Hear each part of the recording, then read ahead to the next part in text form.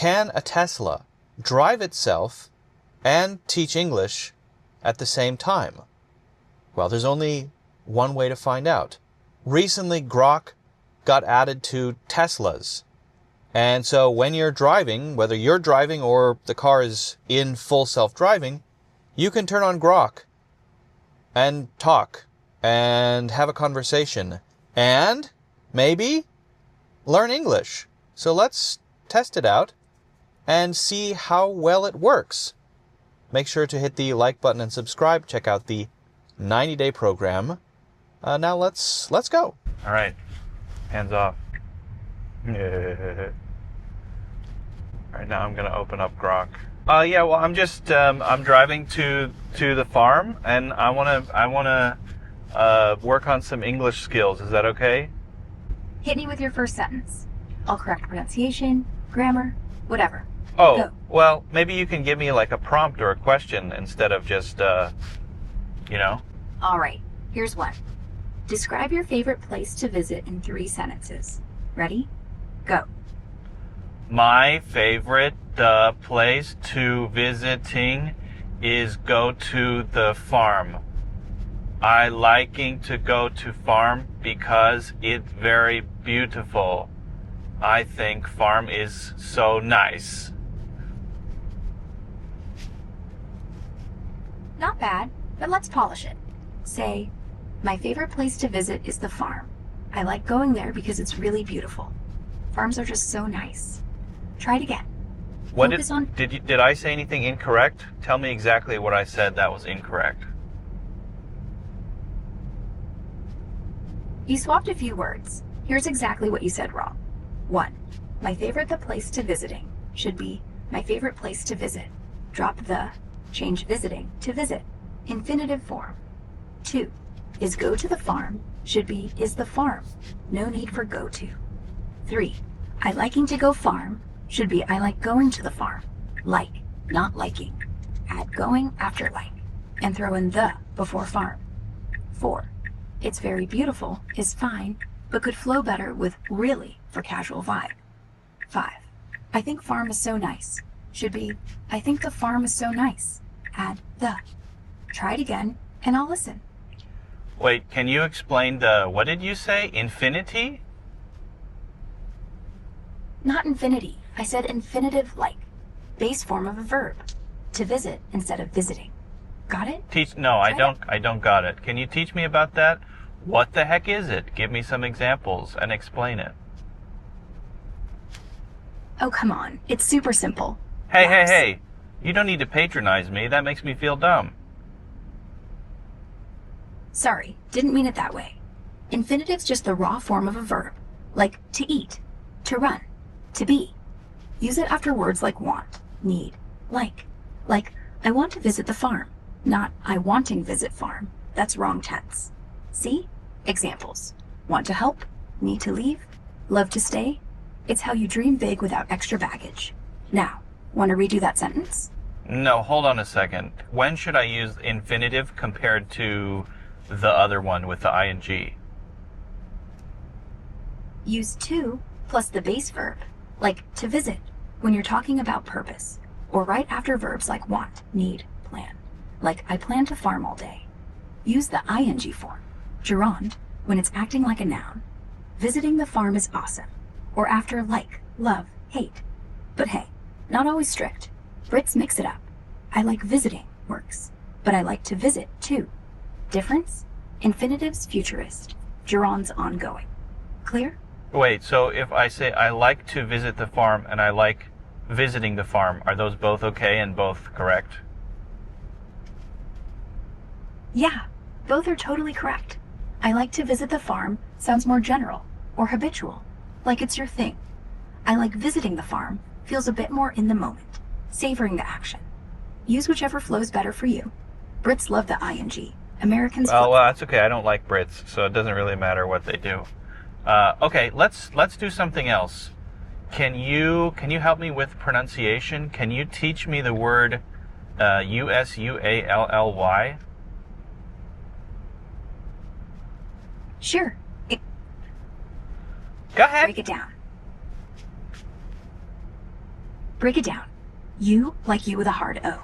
Zoo like vision with no V and an O. Lee like Lee. Accent on the first syllable.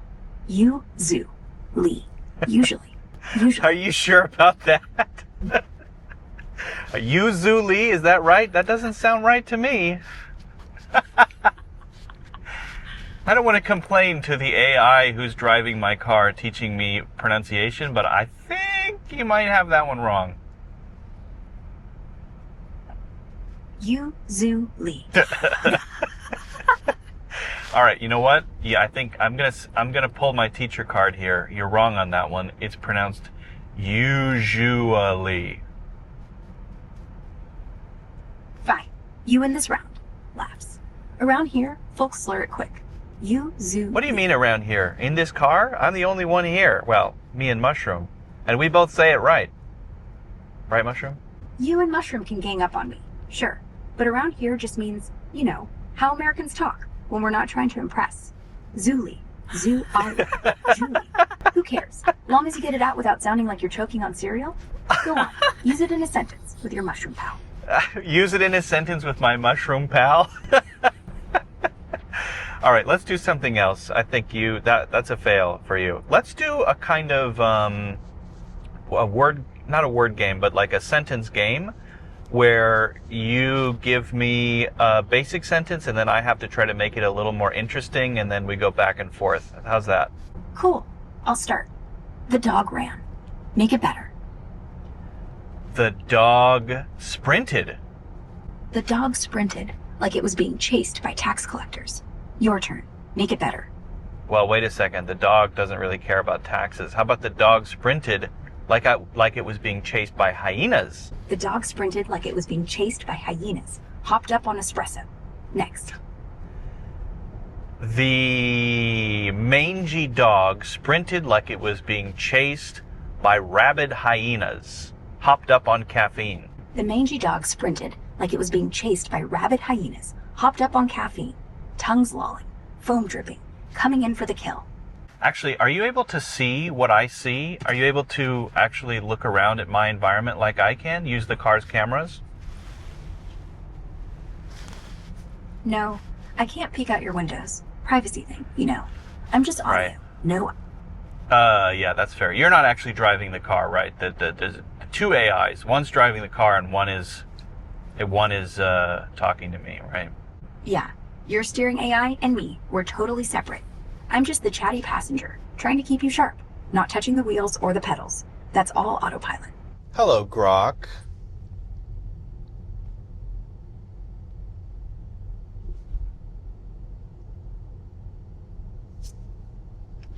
Hello, can you hear me? Hey there. Hey there, how are you?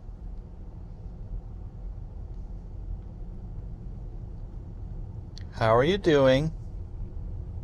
Loud and clear. I'm doing great. Just hanging out, ready to chat. How about you? Great, yeah, I'm just, I'm driving home. My car is driving me home.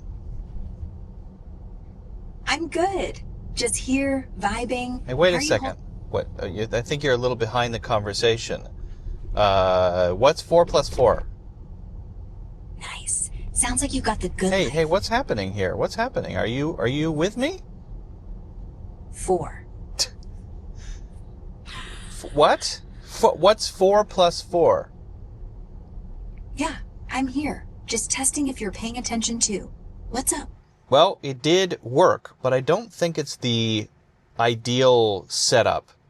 If you want to drive and talk to an AI, I don't necessarily think this is the best way to go.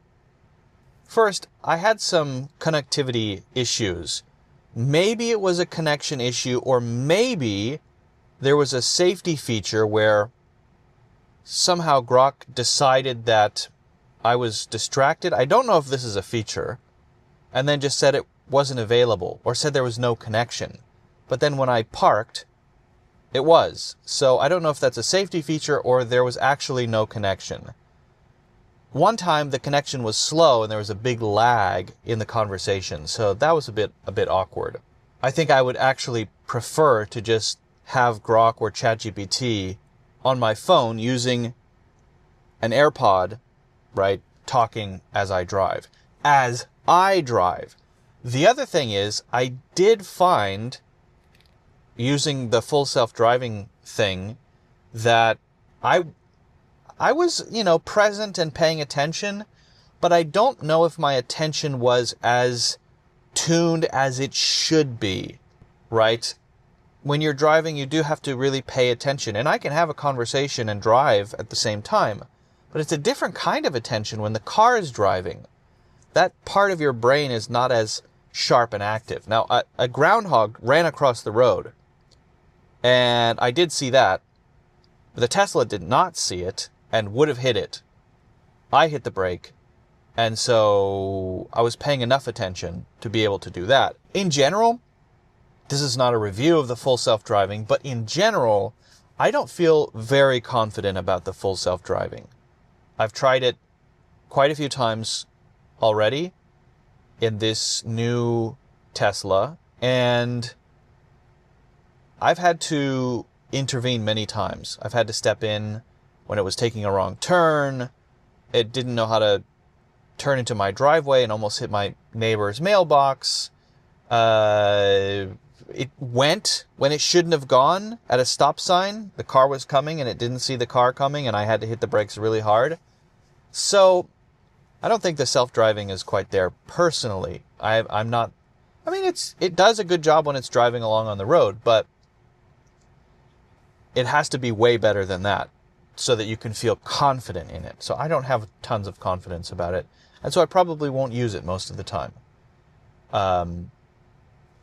As for Grok in the car, I think it's fine, but it's also a little gimmicky because you can just use your phone and the sound through your phone running through the car's sound system, and then it's pretty much exactly the same thing. I mean, I don't know if it's different at all, actually.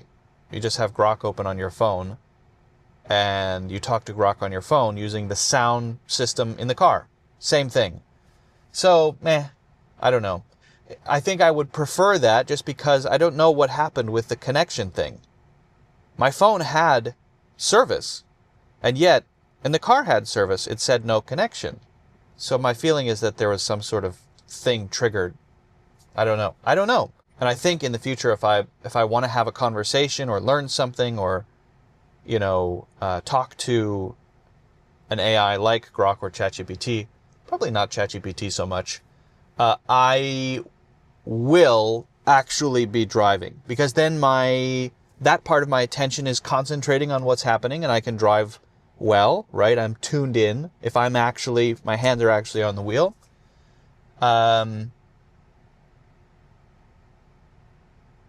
Then I can have, I think, a better interaction. I don't know. It just feels a little bit weird for me to try to have a conversation and not be driving, because then I feel like my attention just isn't as sharp. As for the actual lesson itself, I mean, it's just a regular conversation with Grok. Getting corrections, doing little exercises, Mad Libs, learning about grammar, maybe asking questions about things happening around the scenery. I see something, what's that called, right? You can't use the car's cameras. Grok can't see the car's cameras, but you can describe it and then ask Grok to maybe improve your description or give you a different way to say the same thing. So that is interesting. Driving and learning English, I think, is doable and can be useful if what you're doing is activities, right? Mad Libs being a pretty good example. Sentence building games being a good example. Asking questions about grammar, learning phrases being a good example. Maybe getting corrections, although for getting corrections, I think it's probably better to be actually looking at the screen so that you can see it and remember it, right? So you just want to do stuff that's better as a spoken activity and less about, hey, I need to remember the actual output, But yes, also having the extra element of the scenery is moving around you, and you can use the scenery as one of the things that you can bring into the situation, bring into the conversation. So that's cool. That's cool. But I don't know if it's I don't know if it's that useful, to be honest. I just wanted to try it to see what it was like. And I don't know, probably won't do it again, at least not for a while.